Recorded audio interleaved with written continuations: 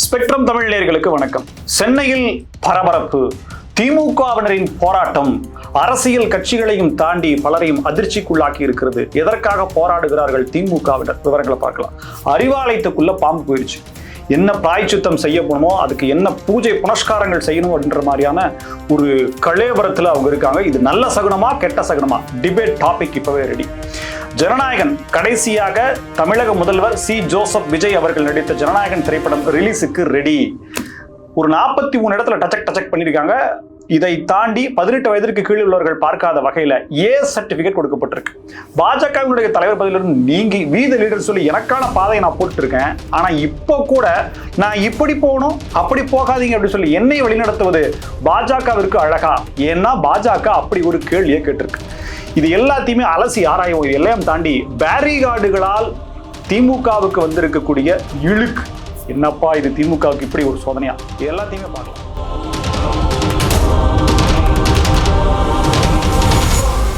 வீட்டுக்குள்ள பாம்பு வந்தா நல்லதா கெட்டதா? அது நல்ல பாம்பா இல்ல வேற பாம்பா அப்படின்னு சொல்லி நீங்க கேட்டீங்கன்னா, இது நல்ல பாம்பு இல்ல, பச்சை பாம்பு. ஏப்பா பச்சை பாம்புல பாம்பு இனத்திலேயே சேர்த்துறீங்க, அது கிடக்குதுன்னு சொல்லி நீங்க நினைச்சீங்க அப்படின்னா அப்படிலாம் இல்ல. சிட்டிக்குள்ள, அதுவும் அண்ணா அறிவாலயத்துக்குள்ள பாம்பு ஒண்ணு போயிருக்கு, அதுவும் பச்சை பாம்பு. மறுபிறவியில உங்களுக்கு நம்பிக்கை இருக்கா இல்ல மற்றவங்களுக்கு நம்பிக்கை இருக்கா? முக்கியமா அவங்களுக்கு நம்பிக்கை இருக்கா அப்படின்றது தெரியல. ஏன்னா அண்ணா அறிவாலயம் கட்டுவதற்காக தொண்டர்களிடத்தில் பெறப்பட்ட நிதி அப்படின்னு சொல்லி பல ₹1 வாங்கிதான் அண்ணா அறிவாலயம் கட்டப்பட்டது. ஸோ அப்படி ஏதாவது ஒரு தொண்டர், என் வீடு தான் இது, நானும் இதுக்கு காசு கொடுத்துருக்கேன்னு சொல்லிட்டு பாம்பாக அந்த தொண்டர் மறுபிறவி எடுத்து வந்திருக்காரா அப்படிங்கிறது தெரியல. அது ஒரு இறைய தின்னுட்டு நடக்க முடியாம போக அதை ஒரு பாட்டில்ல பிடிச்சி பாதுகாப்பான இடத்துக்கு கொண்டு போய் விட்டுருக்காங்க. இதை வீடியோவை எடுத்து பிரேக்கிங் நியூஸை போட்டிருக்காங்க. ஸோ அண்ணா அறிவாலயத்திற்குள் பாம்பு புகுந்தது வந்தது அப்படிங்கிறது என்ன மாதிரியான பலனை கொடுக்கும்? இதுக்கு ஒரு பச்சி ஆர்வடம் பார்ப்போமா? இதை என்னன்னா, என்னது ஹோரை என்ன சொல்லுது, சோழி என்ன சொல்லுது அப்படின்றத கேட்டு அதுக்கு ஒரு ஒட்டகத்துக்கு கல்யாணமா அல்லது வேற ஏதாவது கல்யாணமா இல்ல 100 பேர் வரிசையா நின்று விசில் அடிக்கணுமா அப்படின்றது தெரியல. விசில ஏப்பா ஞாபகப்படுத்துற அப்படின்னு சொல்லி நீங்க கேட்டீங்கன்னா அப்படிலாம் ஒண்ணும் இல்லை. ஸோ இது ஒரு பெரிய பேசு பொருளா இருக்கு. இதை தாண்டி முக்கியமான மேட்டர் இருக்கு, அதை நான் கடைசியா சொல்றேன். ஒரு போஸ்டர் அடிச்சிருக்காங்க. அந்த போஸ்டர்ல பாத்தீங்கன்னா சென்னையில தான் பேனர் அடிச்சு விட்டுருக்காங்க. அதுல முன்னாள் முதலமைச்சர், முன்னாள் சட்டமன்ற உறுப்பினர், திரும்ப இது ஏப்பா ஞாபகப்படுத்துறேன் சொல்லணும் இல்லைங்க, திராவிட மாடல் அரசு அவங்க அப்படிதான் சொல்றாங்க சொல்லும்போது. ஸோ இந்நாள் எதிர்கட்சி தலைவர் அவங்களுடைய போட்டோலாம் வந்துட்டு ஒரு மாதிரியா பண்ணிருக்காங்க. என்ன பண்றாங்க அப்படின்னா, அந்த உருவங்களை எல்லாம் வந்து கிழிச்சு ஒரு மாதிரி பண்ணிட்டாங்க. இது என்னவோ பெரிய கொடுங்குற்றம், இருக்கிற பிரச்சனைகள் இதான் தலையால பிரச்சனையா மாதிரி சேர்ந்துட்டு ஒரு வீடியோ போட்டு உடன்பிறப்புகள் எல்லாம் போட்டிருக்காங்க. 83வது 43வது வட்டம், இது வந்து எங்களுடைய திராவிட மாடல் ஆட்சியினுடைய மாடல் முதலமைச்சர் அவர் வந்து பண்றாங்க, இதெல்லாம் சட்ட நடவடிக்கை எடுக்கும், இதெல்லாம் எடுக்கல அப்படின்னா நாங்க பொறுப்பு கிடையாது, தமிழ்நாடு என்ன நாளைக்கு ஆகும்னு தெரியல, போராட்டம் வெடிக்கும், அங்கங்க சைதை தமிழரசி தாக்கப்பட்டால் அப்படின்ற மாதிரி சினிமா டயலாக் எல்லாம் பேசிட்டு இருக்காங்க. ஒரு வீடியோ போட்டிருக்காங்க. பேனரை கிழிச்சிட்டாங்களாம். அதுக்கு தான் இவங்க பண்ற இந்த ஆர்ப்பாட்டம். இதுக்கு நடவடிக்கை எடுத்து உடனே எஃப்ஐஆர் போட்டு கைது பண்ணி அவங்களை தூக்குல போடல அப்படின்னா பாத்துங்க அப்படின்ற மாதிரி கொடுங்குற்றமா சொல்லிட்டு இருக்காங்க. இது எவ்வளவு நடந்தது, சிலைகள் உடைக்கப்பட்டது, இதை தாண்டி இப்ப நடக்கிற சட்டம் ஒழுங்கு பிரச்சனைகளே எவ்வளவோ போயிட்டு இருக்கு. அதுக்கே காவல்துறை கல்லோலப்பட்டு இருக்கு. அதாவது இதை வந்து ஒரு அவமானமான ஒரு விஷயமா பாக்குறாங்க. இருக்காதா? ஏன்னா முன்னாள் முதலமைச்சர் தமிழகத்தை பல ஆண்டுகளுக்கு முன்னோக்கி கொண்டு போனவர், 50 ஆண்டுகால வளர்ச்சி. கோயம்புத்தூர்ல வந்து எஸ்பி வேலுமணி அவர் தான் சொல்லுவார், 50 ஆண்டுகால வளர்ச்சி நாங்க கொடுத்துருக்கோம்னு சொல்லிட்டு. அந்த கடந்த 10 ஆண்டுகள் அதிமுக தமிழ்நாட்டுக்கு மொத்தமுமே உலக நாடுகளோட தான் போட்டின்னு சொல்லி உங்களுக்கு ஞாபகம் இருக்குன்னு நினைக்கிறேன். அதுதான் இதெல்லாம் நம்ம ஞாபகம் வச்சுக்கோ. அப்படி வளர்ச்சியை கொடுத்த ஒரு முதலமைச்சருக்கு இந்த மாதிரி போட்டோ நீங்க பண்ணலாமா? ஒரு பார்ட்டி ஒண்ணு சிறப்பு செஞ்சுது போட்டோவை, அதெல்லாம் நம்ம பேசக்கூடாது. ஸோ இப்போ நம்ம என்ன சொல்ல வர்றோம் அப்படின்னம்னா, செந்தில் பாலாஜி எங்க இருக்கார்? ஐயா அசோக் எங்க இருக்கார்? ஐயா முன்னாள் அமைச்சர் ஏவா வேலு எங்க இருக்கார்? ஐயா அனிதா ராதாகிருஷ்ணன் எங்க போயிருக்கார்? இப்படி பல கேள்விகள் இருக்கு. லுக் அவுட் நோட்டீஸ்ங்கிறது அவமானம் இல்லையா? ஒருத்தரை தேடப்படு விசாரணைக்கு வாங்கன்னு கூப்பிட்டு அவர் வராம, அவரு காவல்துறையில ஒரு நீதிமன்றத்துல ஒரு வழக்கறிஞர் மூலமா எனக்கு முன்ஜாமீன் கொடுக்குன்னு சொல்லி கேட்கறது அவமானம் இல்லையா? உங்க மேல குற்றமே சொல்லாத போது வெள்ளை அறிக்கை வெளியிடுறாங்க மின்சாரத்துறையில. உடனே வெளியில வந்து நாங்கெல்லாம் வந்து எப்படிப்பட்ட தூய ஆட்சி கொடுத்தோம் தெரியுமா, எங்க ஆட்சியை பாராட்டி வள்ளலாரே சர்டிபிகேட் கொடுத்தாரு அப்படின்னு சொல்லி அளவுக்கு பேசிட்டு டிரான்ஸ்ஃபார்மர்லாம் அப்படி பண்ணோம் இப்படி பண்ணோம் ஓடலே கிடையாது அப்படின்னு சொல்லி சொன்னீங்களே. இப்ப ஸ்ட்ரெயிட்டா உங்களை தான் விசாரணைக்கே கூப்பிட்டுருக்காங்க. ஆனா நீங்க எங்க போறீங்க அப்படின்றது தெரியல. எல்லாத்தையும் தாண்டி அரெஸ்ட் பண்ணிடுவாங்கன்ற பயமா, அல்லது காலில் வந்து அந்த தண்ணி பாட்டில் இது கொட்டிடுச்சு அப்படின்னா அது என்ன பண்றது அப்படின்ற மாதிரி பயமா? இதுல எல்லாம் வராத அவமானம். ஒருத்தர் உடம்பு நல்லாதான் இருக்குது, ஆனாலும் பாத்தீங்கன்னா வெளிநாடு போயிட்டார். அவர் அங்க போயிட்டு முந்தா நாள் வந்து நேத்து அவர் திரும்பி வருவதற்கான ரிட்டர்ன் டிக்கெட் போடப்பட்டிருக்குது. யாரு? ஏவா வேலு ஐயா சென்னை திரும்புறதுக்கான டிக்கெட் போடப்பட்டிருக்குது. இன்று அவர் ஆஜராவார் அப்படின்ற மாதிரி எதிர்பார்க்கப்பட்டது. ஆனா அந்த பிளைட்ல அவர் வரல. இவ்வளவு விஷயங்கள் நடந்திருக்கு. இதுல எல்லாம் நடக்காத அவமானம் ஒவ்வொரு ஊழலா வெளியே வந்துட்டு இருக்குது. தொட்டதுக்கெல்லாம் ஊழல் ஊழல் ஊழல். இப்போ நம்ம மானம் எங்க போகுது அப்படின்னா பக்கத்துல கேரளால போயிட்டு இருக்கு.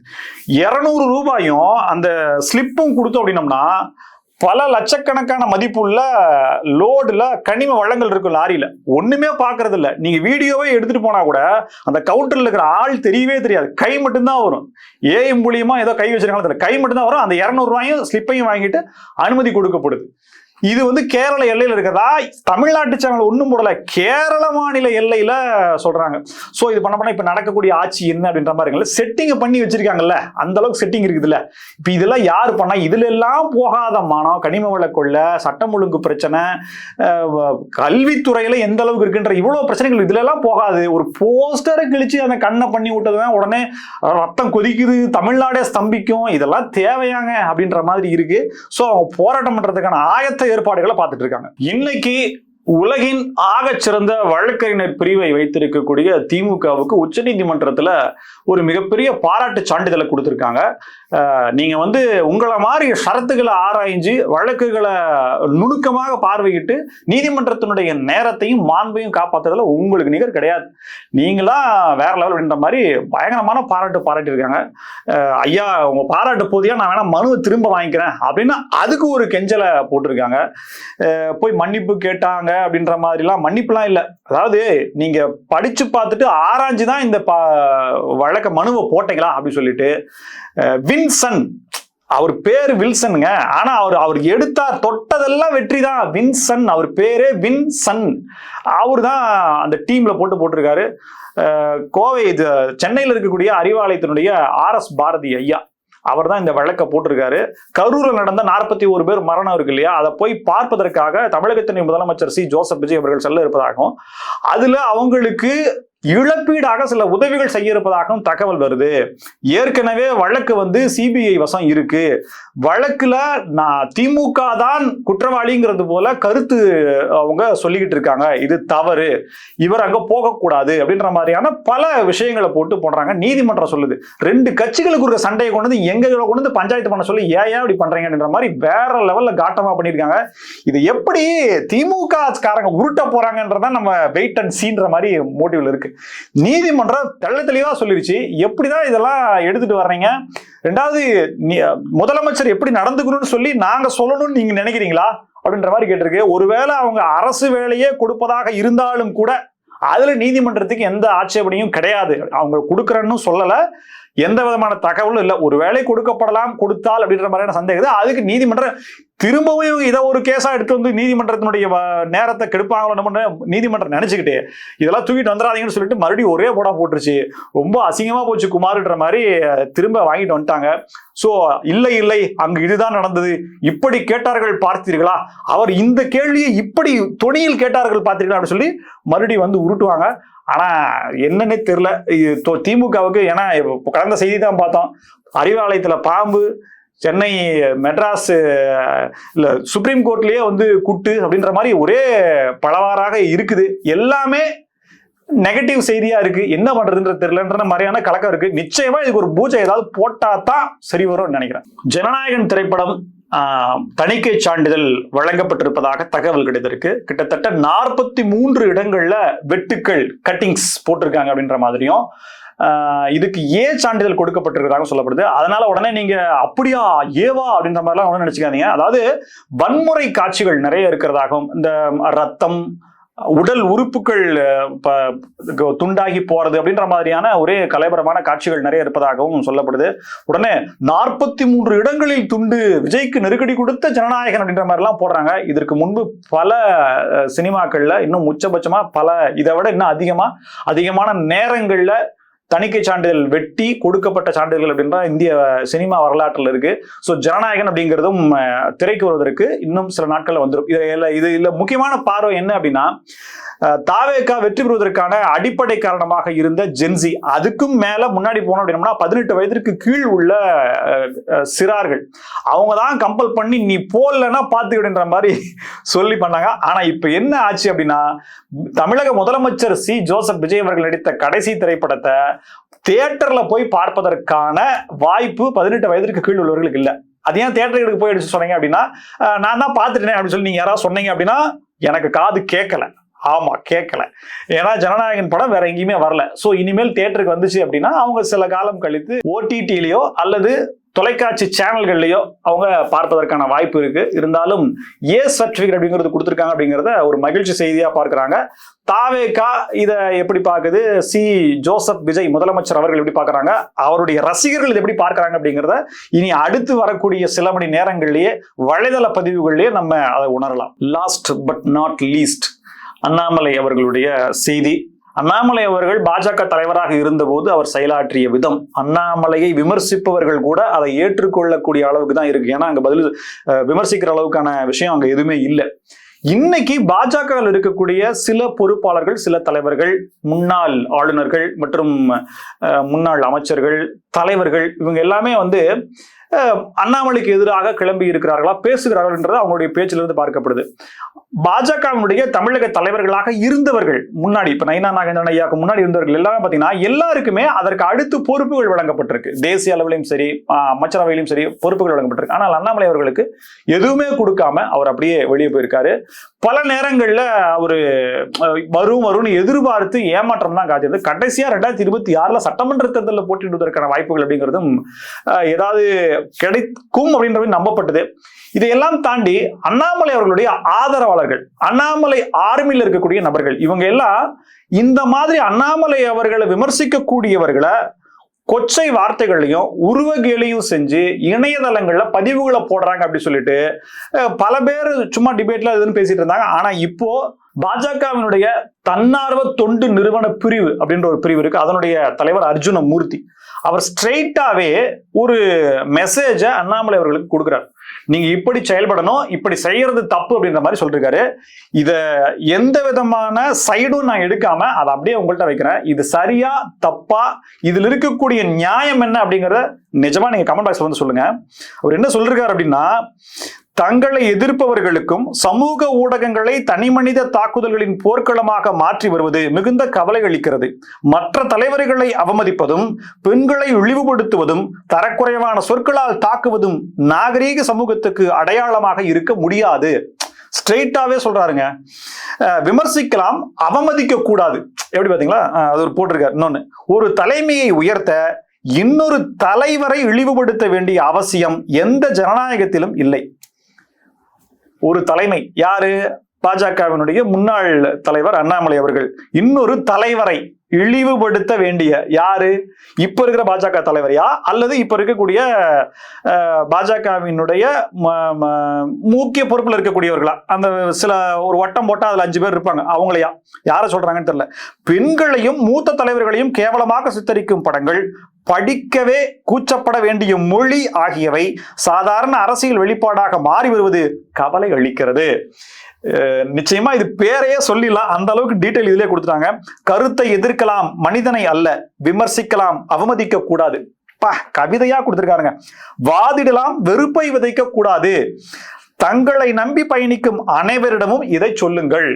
எப்படி உங்க ஆர்மிய, உங்களை அனுசரிக்கக்கூடியவங்கள்ட்ட இதை சொல்லுங்க. இந்த கடிதம் வேண்டுகோள் மட்டுமல்ல, பொறுப்புணர்வின் முறையீடு. எப்படி அதுக்கும் மேல போயிட்டாரு. நாட்டை மாற்ற விரும்பும் தலைமை முதலில் தங்களை பின்பற்றுவோரின் அரசியல் பண்பாட்டை மாற்ற வேண்டும் என்று கூறியிருக்கிறார். கொஞ்சம் அழுத்தமான, காட்டமான, சுருக்குன்னு சொல்லக்கூடிய வார்த்தைகளை பயன்படுத்தி சொல்லப்பட்டிருக்குது. நிச்சயமா இதற்கு என்ன பின்விளைவுகள் வரும்ல தெரியல. இதுல ஒருவேளை உண்மை இருக்கும் பட்சத்தில், இந்த மாதிரியான நடத்தை நடந்திருக்கு அப்படின்றதுக்கு ஆதாரம் இருக்கும் பட்சத்தில் அதை திருத்திக் கொள்வதா, அல்லது ஒரு பாஜக தலைவராக இருந்தவர் தன்னுடைய பாதையை எடுத்து அவர் தனி பாதையில போயிட்டு இருக்காரு, திரும்ப திரும்ப திரும்ப திரும்ப அவரையே கூப்பிட்டு பேசிட்டு இருக்கீங்க. நம்ம யூடியூப்ல வீடியோ போட்டாலே கமெண்ட்ல சொல்றாங்க, ஏன்னா அண்ணாமலை தான் நோண்டுவியா நீ அப்படின்ற மாதிரி நோட்டுறாங்க. அப்படி இல்லைங்க, அண்ணாமலையினுடைய வீடியோ நிறைய பேர் பார்க்கிறாங்க, ரசிக்கிறாங்க, அதற்கு நேர்மறை எதிர்மறையான கருத்துக்கள் பேசப்படுது, நிறைய விவாதங்கள் அதை தொட்டு போகுது. சோ நல்லதா கெட்டதா அப்படிங்கிறதுல இருக்கிற விஷயங்களை நம்ம கொண்டு போய் சேர்க்கிறோம். இதுதான் நமக்கெல்லாம் ஒன்றும் அண்ணாமலையெல்லாம் ஐயா வந்து ஒரு எதிரியும் கிடையாது, இல்ல அவருக்கு எதிராக செயல்படணும் அப்படின்ற மாதிரி இல்ல, நமக்கு எதுவும் கிடையாது. சோ இந்த மாதிரியான விஷயங்கள் வருது அப்படிங்கிறதுனால அதை பொது வெளியில இதா வைக்கிறோம். நிச்சயமா கமெண்ட் பாக்ஸ்ல இதுக்கு என்ன சொல்லப்படுகிறது, இவர் சொல்ல வந்த விஷயம் என்ன, உள்ளபடியே பாஜக இருக்கும் போதுதான் கடுமையான விமர்சனங்கள், அதிமுக கூட்டணி பற்றிய விஷயங்கள் சொல்லப்பட்டது, அதற்கு பாஜக தலைமையிலிருந்து இவர் மாற்றப்பட்டார் என்ற மாதிரியான தகவல்கள்லாம் வந்தது. இப்ப ரிசல்ட் என்ன வந்துச்சு, கடைசியா போன பிறகு அதிமுகவின் தலைமை ஏற்க அண்ணாமலை வா, அண்ணனே வா அப்படின்ற மாதிரிலாம் போஸ்ட் அடிக்காத குறையா கூப்பிட்டாங்க, பேச்சுவார்த்தைகள் நடக்குது அப்படின்ற மாதிரிலாம் சொல்லப்படுது. ஸோ தமிழ்நாட்டின் அரசியல் களம் அப்படிங்கிறது அண்ணாமலை அப்படியே பேசுபொருளாக வைத்துக் கொண்டிருக்கிறது அப்படின்னா அண்ணாமலை ஒரு இம்பார்ட்டன்ட் அப்படிங்கிறத இங்க மாற்று கருத்தா சொல்வதற்கான வாய்ப்புகள் இல்லை. ஸோ அண்ணாமலையினுடைய ஆதரவாளர்கள் இதற்கு என்ன எதிர்வினை ஆற்ற போகிறார்கள் அப்படின்றத பொறுத்து தான் பார்க்கணும். இது எல்லாத்துக்கும் மேல திமுகவுக்கு பெருமை சேர்க்கும் விதமா என்ன அப்படின்னா, பேரிகார்டு சாலையில ஒரு வாகன சோதனையில் ஈடுபடுறாங்க காவல்துறையினர் அப்படின்னா, வாகனங்கள் மொத்தமா வந்துச்சு அப்படின்னா போக முடியாது.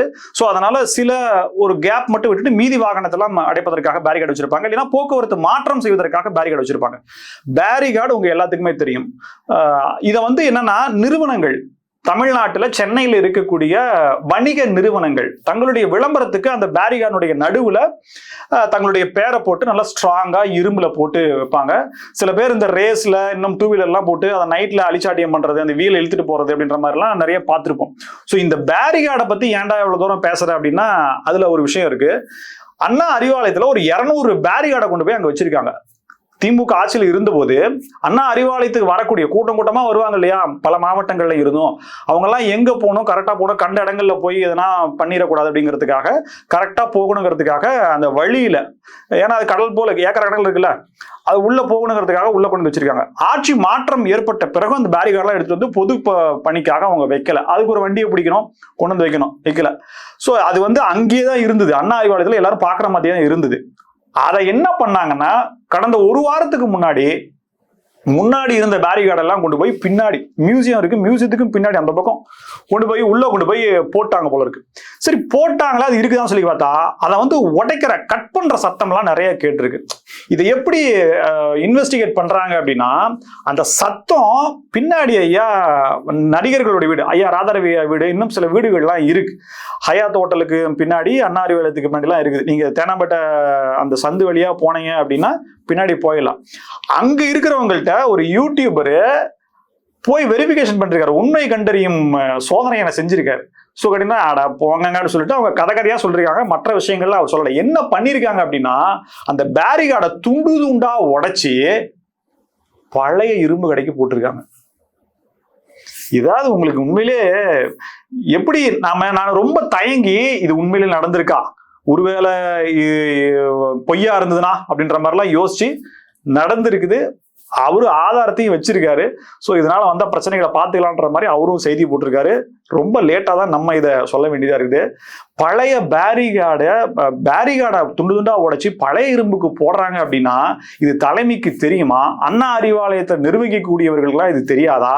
ஏன்னா கவர்மெண்ட்டினுடைய பேரிகார்டை கொண்டு போய் ஏன்னா பின்னாடி வைக்கிறீங்க, அதை கொண்டு போய் வண்டி ஏற்றி எங்கன்னா கொண்டு போய் ஸ்டேஷன்லயோ இல்லை பொது இடத்துலயோ ஒன்று வச்சுட்டு வாங்கலாம்னு சொல்லி சொல்றதுக்கு யாரும் முன் வரல. இதெல்லாம் உடைச்சு போடுறானுங்க. இன்னொரு லாரி வந்து இது பழைய இரும்புக்கு எடுத்துட்டு போகுது அப்படின்னா அது கூடவா தெரியாம இருக்குது. என்ன மெயின்டெனன்ஸ் பண்றீங்க நீங்க? இது வெளியில தெரிஞ்சுதான் காரி துப்ப மாட்டாங்களா? இது கட்சிக்கு தானே கெட்ட பேரு. இப்படி ஒரு வேலையை செய்யலாமா? பழைய இரும்புக்கு போட்டு அதுல எத்தனை பல கோடி ரூபாயா வந்துடும். ரோடு போடாம காசை தின்னீங்க, அதை மக்கள் சகிச்சுக்கிறாங்க. எல்லாத்துலயும் ஊழல் சுரண்டுனா அப்படியே பொடி பொடியா கொட்டுது. இதுல எல்லாம் ஊழல் பண்ணீங்க, இது எல்லாமே ஓகே. 50 ஆண்டுகள் வளர்ச்சியை கொடுத்துருக்கோம், முதலமைச்சர் இது தோத்து போயிட்டா சொந்த தொகுதியிலன்ற மாதிரி அழுதுன்னு அழுது சீனை போட்டீங்களே, இதெல்லாம் செய்யற காரியமா? எந்த கட்சியாவது இது செய்யுமா? அப்படின்னு மக்கள் பலவாரா கேட்டிருக்காங்க. பெரிய மீடியால அளவுக்குலாம், ஏன்னா இது எவிடன்ஸ் இருக்கான்றது தெரியல. என்ன சொல்றதுன்னு தெரியல. 200 பேரிகார்டை பழைய இரும்புக்கு போட்டிருக்கீங்க அப்படின்னா இதை நம்ம என்னத்தை கொண்டு போய் சொல்றதுங்க? வீடியோ காணொலி பத்தின உங்களுடைய கருத்துக்களை கமெண்ட் பாக்ஸ்ல சொல்லுங்க. நன்றி.